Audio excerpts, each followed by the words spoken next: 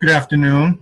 Um, I hope everybody is doing well and having a great day. My name is Jay Aronson, and I'm with Data Link Solutions. I've been helping small to medium-sized businesses implement accounting systems for the better part of over 25 years. And today, I just want to briefly talk about um, policies and procedures manuals, why they're so important, and um,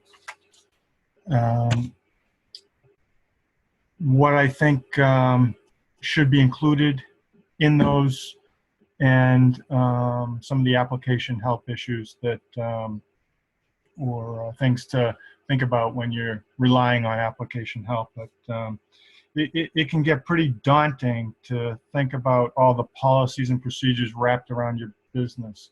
And I know it's boring and tedious to think about writing all of those down. And but I know you'll be glad you have one. I was going to say you'd be glad you have one once it's done, but unfortunately they're almost never done.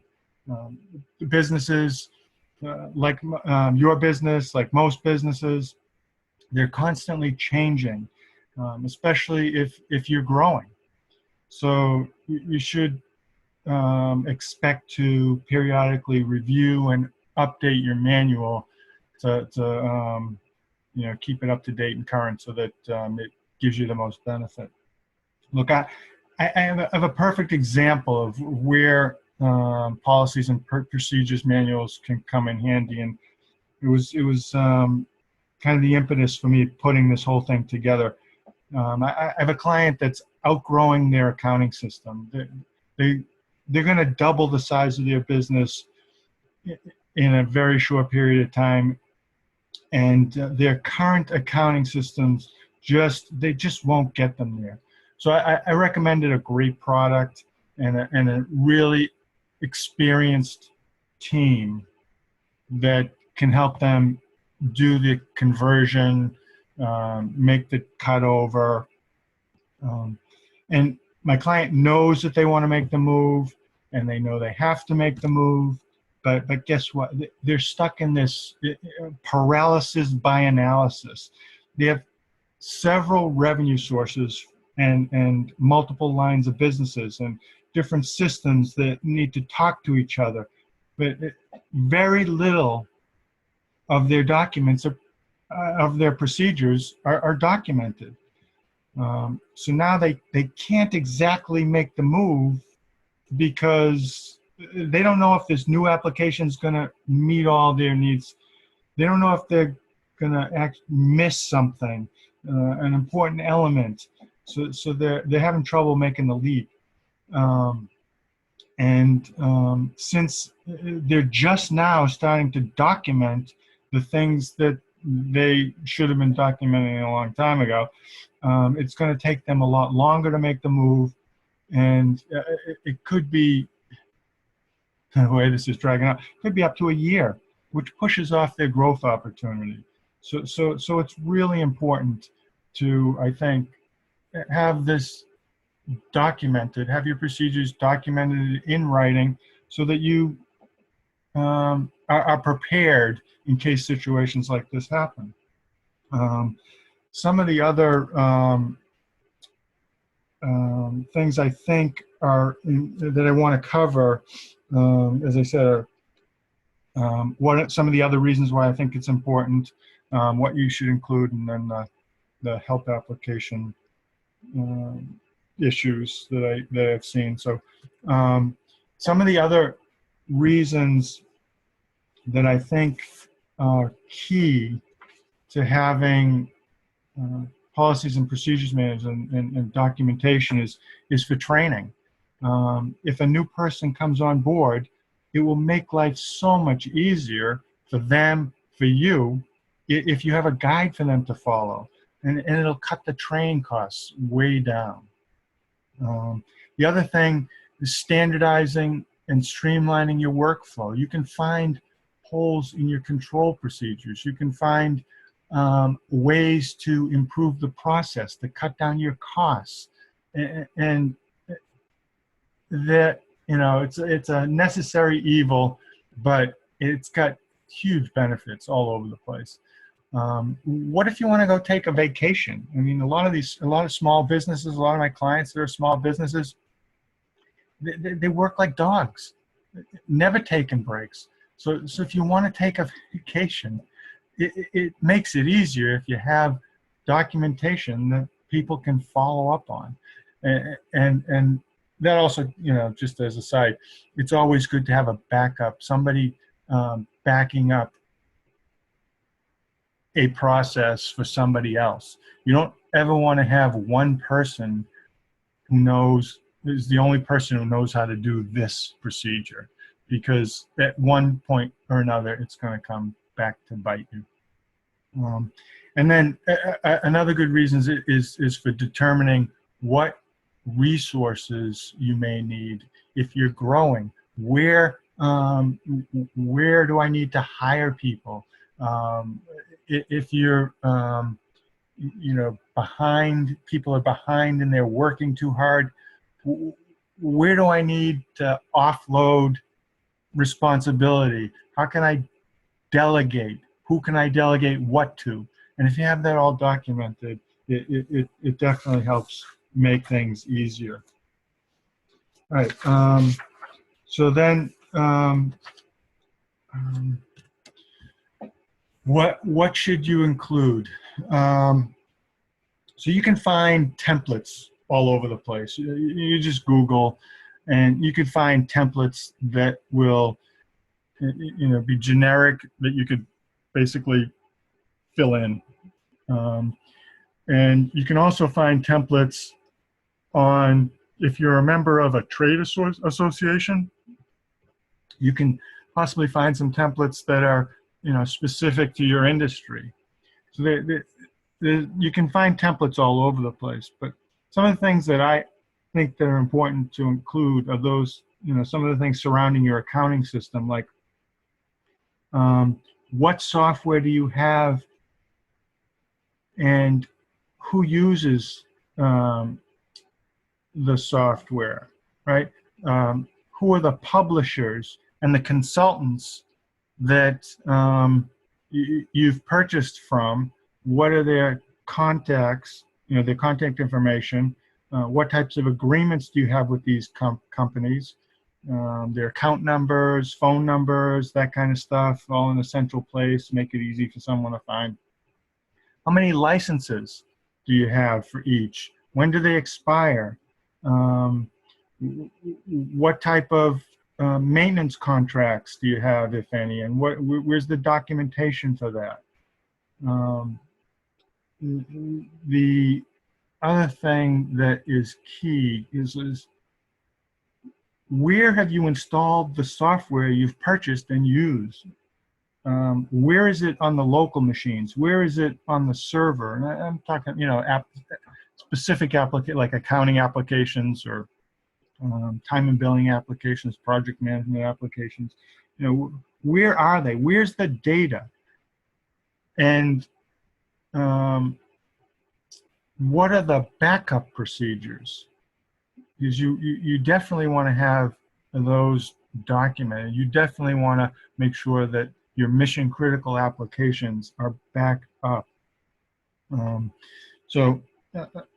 And those kinds of things come in handy, especially when you may need to say you're consultant, you get a new consulting firm or a new vendor, and you need to do some conversions or some upgrades, or they would want to know where all this stuff is so that it could be helpful to them. So then when you get into who's actually using the application, which applications are they using, and what are the necessary rights that they need to those applications, and what are the procedures for recording transactions, and how do the applications talk to each other if there's integrations between them.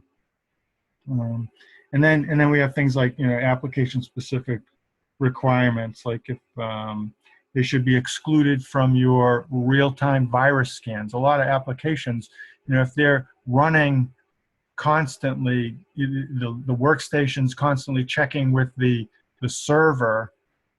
If you have antivirus always looking at those processes, those transactions to see if there's any viruses, it slows the system way down, and people get very frustrated.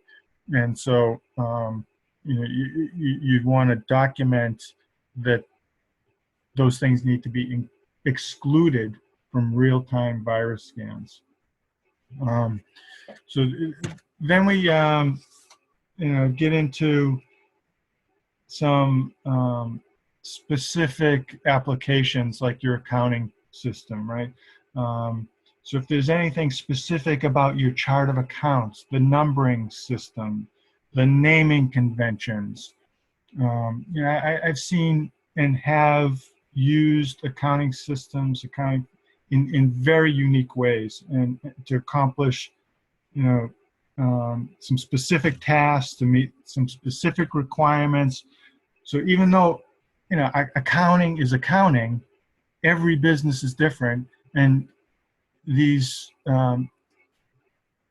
application functions can be used differently depending on what your requirements are. It's the same thing with your timing billing applications, in your practice management applications. They're all have unique processes that you want to make sure that are documented, so that when do the bills have to go out. Well, first of all, when you're collecting your time and expenses from those entering time, deadlines on when those have to be in. What's the process for reviewing those entries and running bills and statements and electronic billing, and so there's all this stuff that happens around the application, in the application, that would be helpful to document, so that for the reasons I stated earlier. And then this is, I think, important too, and there are application or procedures that you should have in place if something goes wrong. What do you do? Who do you call? And if you get error messages in a database, what are the database maintenance routines? What are the repair routines? And some of this is left to consultants who are certified in these areas, but a good consultant, in my opinion, would and should help you understand where's the dividing line between what you could do in-house, and then where should you seek their help. How much of the repairs can you do to help, or how much, at least the background information you could put together from some basic repair routines that you may be able to do to give them a leg up when they're trying to troubleshoot and help you out of a situation. And in the end, hopefully it would cost you less of their time. And then if you have any maintenance agreements or support lines that you call, the resellers and consultants, those are part of the help resources that you need to document. And then something that I tend to find myself explaining a lot about, the application help itself. None of the publishers of software today deliver you a manual anymore in the mail. It just, they don't print those anymore. They're all part of the help menus in the applications. Or they have resources out on their websites to help you with specific error messages, or um, you they have community sites that you can ask questions, but the help itself, most people look at that and say, well, it's not answering my question. And it won't answer your question. Those are meant for very basic and generic tasks. They'll explain to you how you can perform this specific task or do this certain thing within the product. But they can't tell you how you have utilized the features in your business. What makes your implementation unique and different? That's just not in there. There's only the basic application help. And so you need to obviously supplement it with a policies and procedures manual, as I think you get, that I think is important today. But there is one application out there that's really unique in the way it handles its help, and it's developed basically wiki help. So wiki instructions where you can edit and update the help menus